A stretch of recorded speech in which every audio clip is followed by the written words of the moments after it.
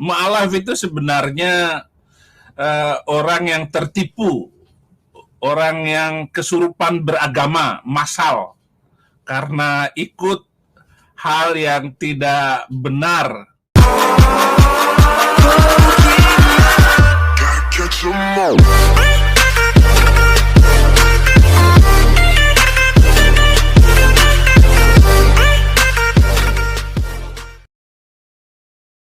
Saya sedikit menyinggung HMC, Hidayah Mu'alaf Center, yang berkali-kali dia mengambil dan memutarbalikkan video saya untuk dijadikan bahan cerita gombal-gambul dari admin mereka. Jadi mereka suka sekali untuk memutarbalik fakta dan cerita-cerita seperti Nandar juga. Itu ada Alwan TV, itu kadrun semua. Apalagi ngaku mu'alaf. Mu'alaf itu sebenarnya orang yang tertipu, orang yang kesurupan beragama, massal, karena ikut hal yang tidak benar. Karena orang Kristen masuk Islam menurut Al-Quran itu dikutuk oleh Allah Subhanahu wa Ta'ala di dalam Al-Quran, surat Al-Maidah ayat 47. Al-Maidah 47 saya bunyikan, Arabnya demikian: wal yahkum ahlal injil bima anzalallahu fi wa man lam yahkum bima anzalallah faulaika humul fasikun. Hendaklah pengikut Injil memutuskan perkara berdasarkan Injil. Barang siapa yang tidak memutuskan perkara berdasarkan Injil, berdasarkan apa yang diturunkan Allah di dalamnya, maka mereka adalah orang-orang fasik. Jadi orang Kristen masuk Islam itu fasik. Fasik itu fusukun. Fusuk itu bahasa Indonesia menjadi busuk. Orang yang mati busuk, mati karena dia tidak mengenal kebenaran itu sendiri dengan benar, sehingga dia melarikan diri dari kebenaran itu. Mereka menyingkirkan diri, mereka ya tentu saja karena kecewa. Banyak mereka kecewa karena gerejanya, karena pendetanya, karena mau kawin lagi, semua urusan di bawah perut. Rata-rata orang yang mu'alaf itu urusan bawah perut.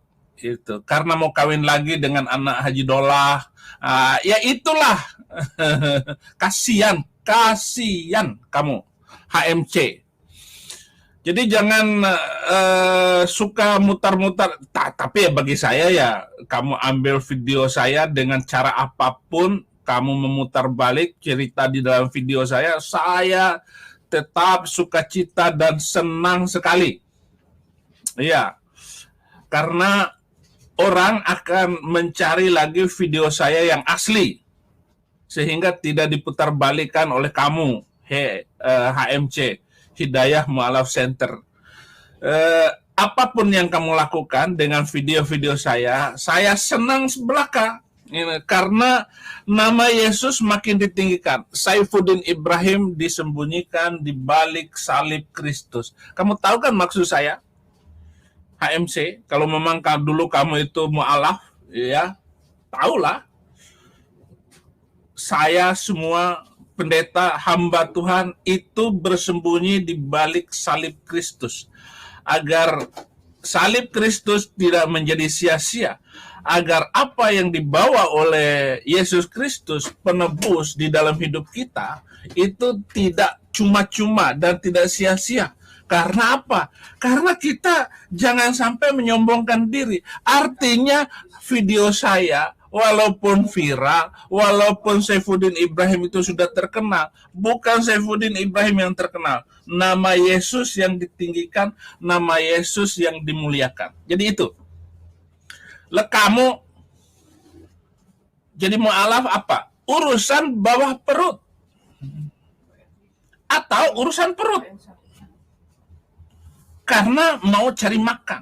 Karena mau cari kekuatan karena mau cari jaringan bisnis. Atau ya seperti Hani Kristianto, dia datang ke Polda waktu saya ditahan. Dia mengajak saya untuk bertemu dan foto-foto. Nah, setelah dia foto dengan saya, foto itu diviralkan oleh dia bahwa saya kalah debat dengan dia. Enak aja. Saya tidak pernah takut berdebat dengan siapapun untuk mempertahankan nama Yesus, karena dia adalah nama di atas segala nama. Nama di mana orang boleh selamat hanya nama Yesus. Hani Kristianto, saya nggak tahu maksudnya apa. Waktu itu saya belum kenal benar dia hari itu. Saya tahu dia itu setelah saya usir dari Polda waktu itu. Nah, dia saya ajak sebelum ngomong dengan saya ajak berdoa. Mari kita berdoa. Langsung dia bilang, Tuhan kita berbeda. Emosi saya usir Hani Kristianto dari tempat tahanan saya. Pergi kamu, dalam nama Yesus Kristus, pergi kamu. 2 bulan kemudian anaknya mati kena kanker.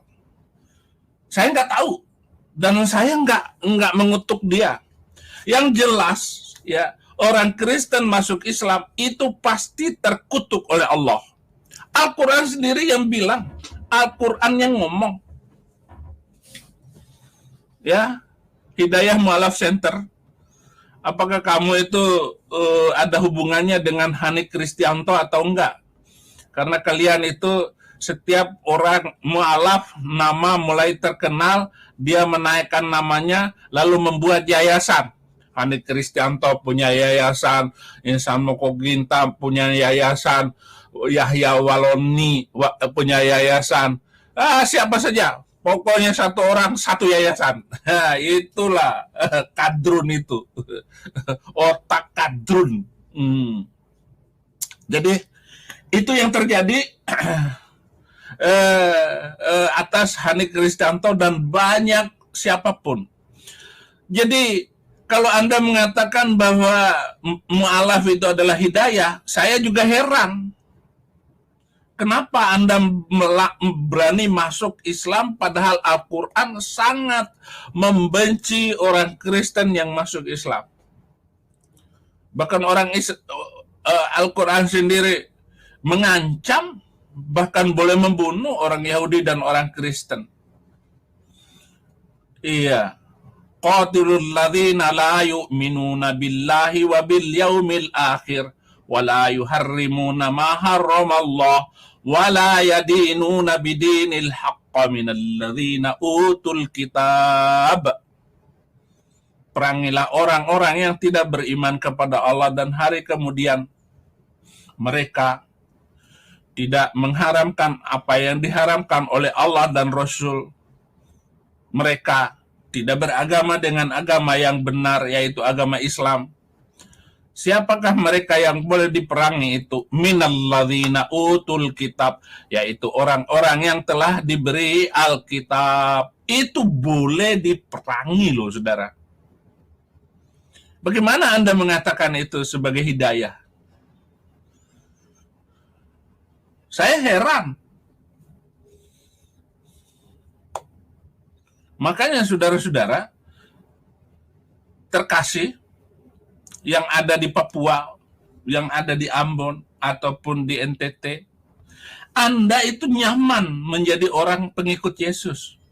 Karena Yesus tidak menyuruh membunuh manusia lain karena beda agama. Yesus tidak pernah membawa ancaman kepada siapapun.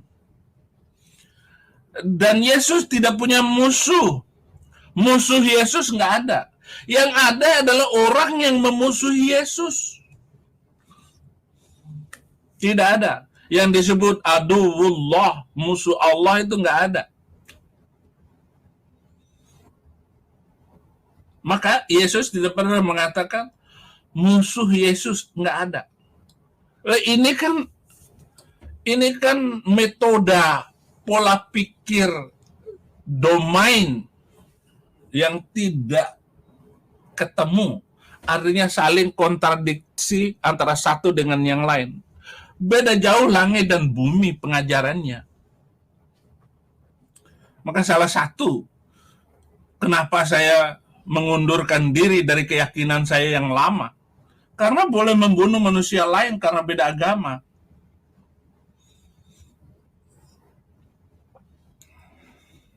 Bulan pertama saya masuk Kristen, di Bekasi, ada gereja hancur, diratakan dengan tanah oleh orang berjubah putih, jenggot Pancasila. Ya maksudnya jenggotnya dipanjangin, karena jenggotnya sedikit, ya paling 5 lembar dipanjangin. Itu makanya saya sebut jenggot Pancasila. Hancur itu gereja. Bulan pertama saya masuk Kristen, hancur itu gereja. Mereka teriak nama Tuhan mereka. Apa kabar? Apa kabar? Teriak ke langit. Nyebut-nyebut nama Tuhan. Manggil-manggil Tuhan untuk membakar gereja. Untuk menyembelih orang juga pakai nama itu. Nama Tuhan. Oh, nggak ada orang Kristen copet kantong orang dalam nama Yesus, copet. Enggak akan terjadi. Nah, ketika gereja itu sudah hancur, mereka entah dari mana datangnya, dua truk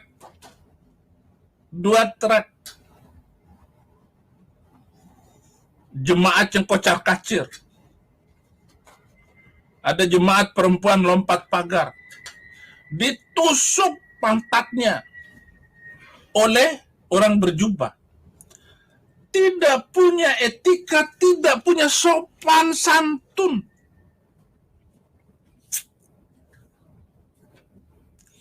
Setelah gereja hancur,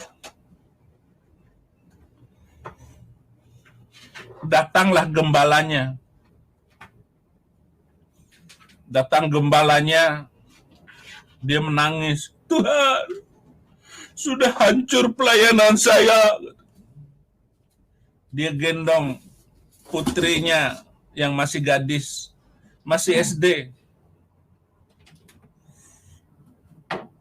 Putrinya bilang sama papanya, "Papa, besok pagi saya sekolah pakai apa?" katanya.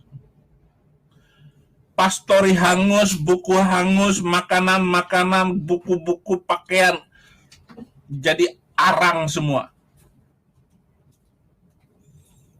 Pojok kiri kanan gereja mengepul asap ke langit. Mata kepala saya melihat betapa sadisnya manusia beragama yang menghancurkan gereja, rumah ibadah orang agama lain.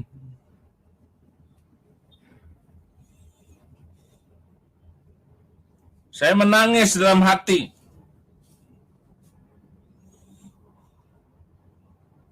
Saya bilang sama Tuhan, Tuhan beri saya waktu, beri saya kesempatan untuk bersaksi bahwa ini adalah peristiwa manusia kriminal, manusia primitif, otak didengkul, pakaiannya kayak Yesus Kristus pakai jubah, pakaiannya seperti pakaian nabi, hati munafik. Saya tinggalkan, mendidih darah saya untuk menceritakan, dan saya mengkaji kedalaman firman Tuhan, pengajaran Yesus yang penuh kasih, pengajaran yang luar biasa, saudara. Itu sebabnya saya nggak mundur sampai sekarang. Walaupun banyak cobaan saya di dalam Kristen sendiri. Awal-awal saya harus dimusuhi oleh pendeta-pendeta. Karena dikiranya saya mencari uang, mencari nama. Tapi lama-lama pendeta-pendeta besar menerima saya. Membawa ke rumahnya, mengajak ngobrol. Dan saya bilang kepada hamba-hamba Tuhan besar itu, ini zona saya. Ini jalan saya. Hamba-hamba Tuhan nggak boleh ikut-ikutan ngomong seperti saya.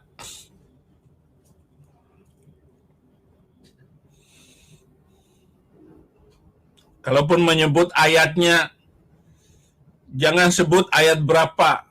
Ya kata-katanya mirip-mirip begitu sajalah. Jangan sebut hadis, jangan sebut Al-Quran.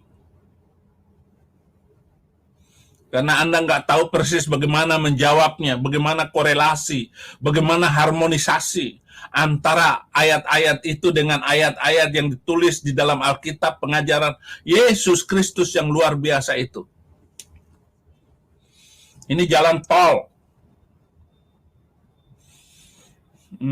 Jalan cepat. Jangan ikut campur.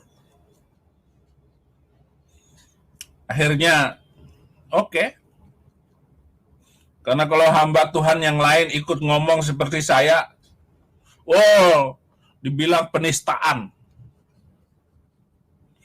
Penistaan apa?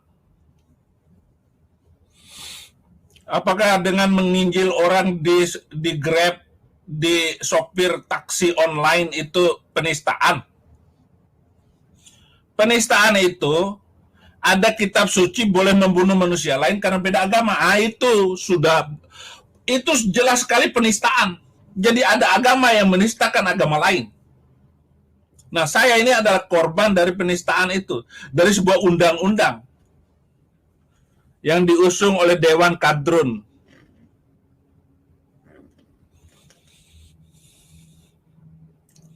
Dan undang-undang itu, pasal itu hanya mengena kepada orang-orang minoritas.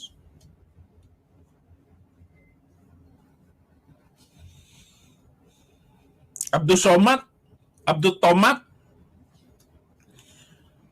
yang menghina salib nggak ditangkap. Malah dia mengajarkan poligami. Laki-laki boleh istri 4. Bagaimana kalau mau kawin lagi, ceraiin 1, dapat lagi 4. Mau kawin lagi, ceraiin 1, tetap 4. Tapi Abdul Tomat yang nggak berani kawin 4. Mungkin dia pelit. Satu-satu aja. Istri ketiganya jual rendang. Nasi Padang. Orang uang banyak kok istri disuruh jual nasi. Saya nggak punya uang saja. Istri saya nggak usah jualan. Pelihara anak saja. Doakan anakmu tiap hari. Pasti diberkati Tuhan. Jadi HMC, terima kasih kamu sudah membuat video-video saya viral. Walaupun viralnya itu saudaramu, keluargamu itu membenci saya. Tidak apa-apa. Kamu membuat supaya orang lain membenci saya. Tetapi kamu tidak tahu di balik itu ribuan mu'alaf masuk Kristen lagi. Kemarin saya baptis 6 orang. Mu'alaf semua. Terima Yesus lagi. Besok lagi. Ya mungkin sebelum saya keluar kota. Sudah banyak sekali. Mu'alaf dapat hidayah murtadin, menjadi murtad.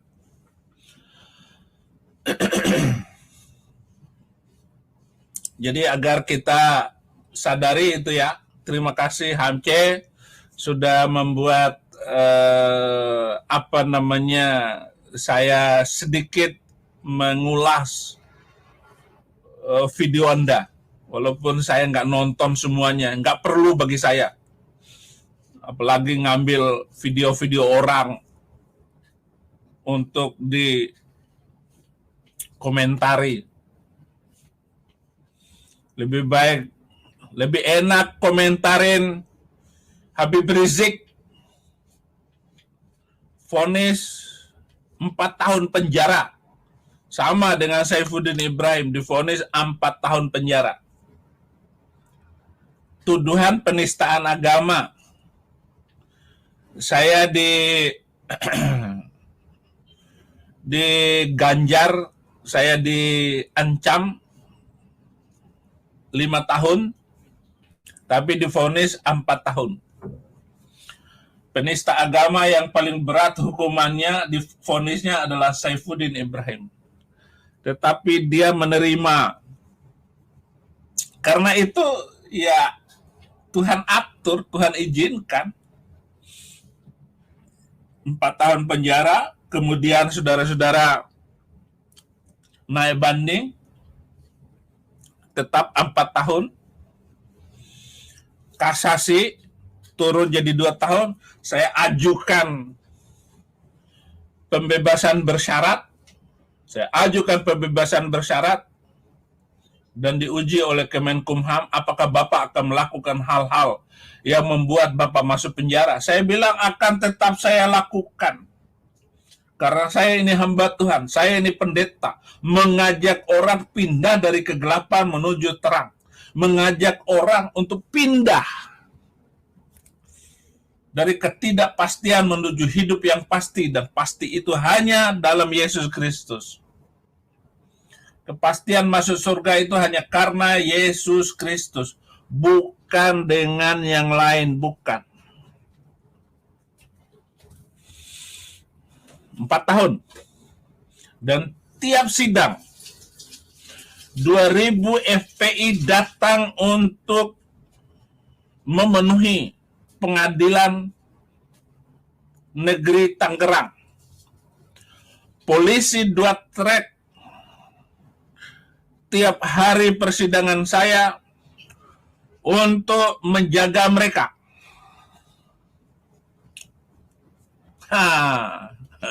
Saifuddin Ibrahim tidak pernah mengirim 1 orang pun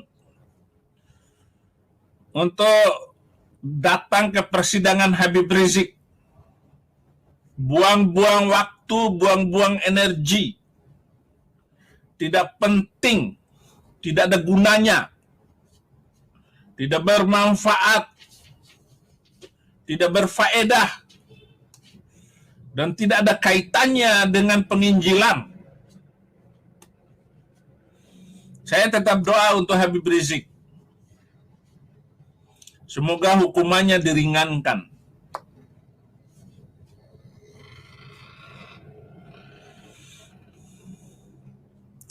Kalaupun dia naik banding atau kasasi,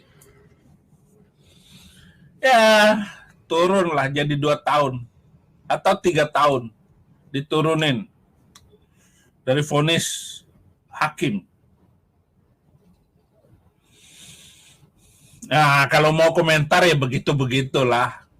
Komentarin Habib Rizik. Bagi saya, la yauma illa bitilawatil Injil. Tiada hari tanpa penginjilan. Tiada hari tanpa memenangkan jiwa-jiwa. Dan hari ini saya ada pertemuan dengan penginjil-penginjil di DKI. Apa tema-tema yang harus disampaikan, apa hal-hal yang harus di upgrade dari mereka. Karena saya sudah kasih kunci-kuncinya. Dan kunci-kunci penginjilan ini nggak mungkin bisa dijawab oleh kiai manapun di seluruh dunia. Kok bisa Pak Pendeta? Ya iyalah.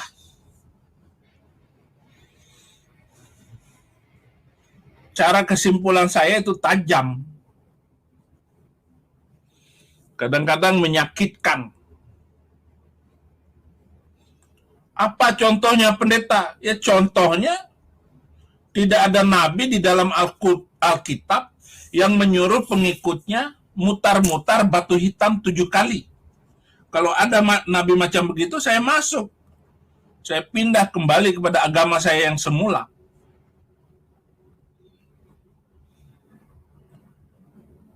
Loh, mereka kan nggak menyembahnya. Iya, nggak menyembahnya.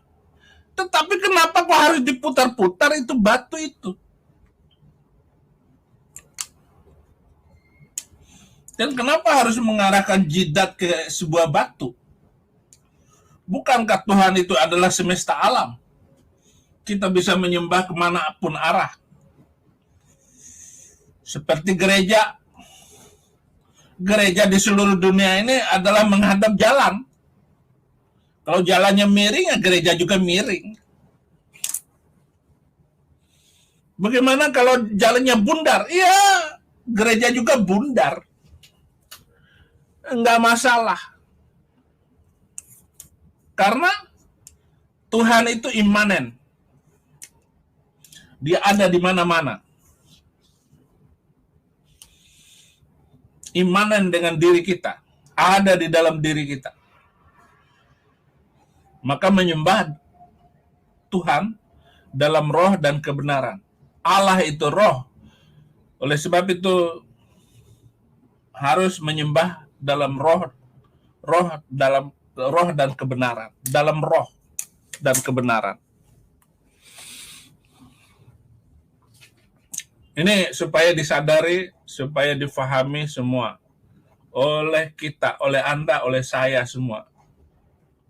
Jangan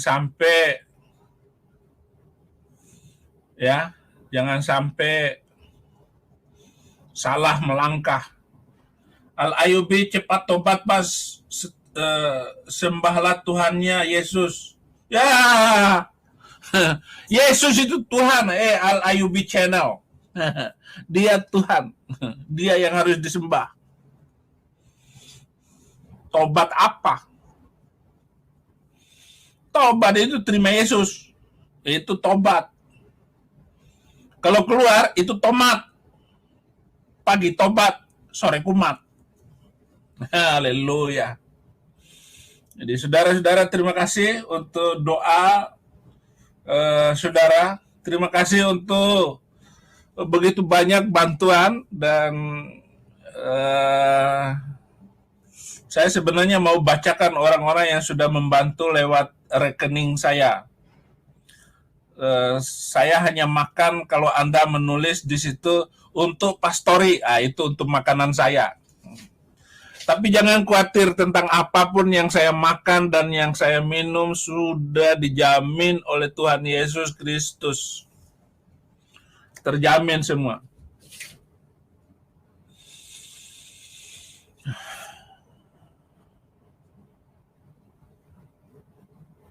Wah, terima kasih ya. Banyak sekali yang komentar. Terima kasih untuk pagi hari ini. Tentu saja video ini akan diambil oleh kadron untuk diselipkan sana sini. Haleluya. Saya bersyukur sekali. Nama Yesus bisa terkenal lewat mulut Saifuddin Ibrahim. Dan saya tetap bersaksi. Karena saya pelaku sejarah. Saya ini mengalami Tuhan, mengalami hidup, melayani Tuhan Yesus Kristus.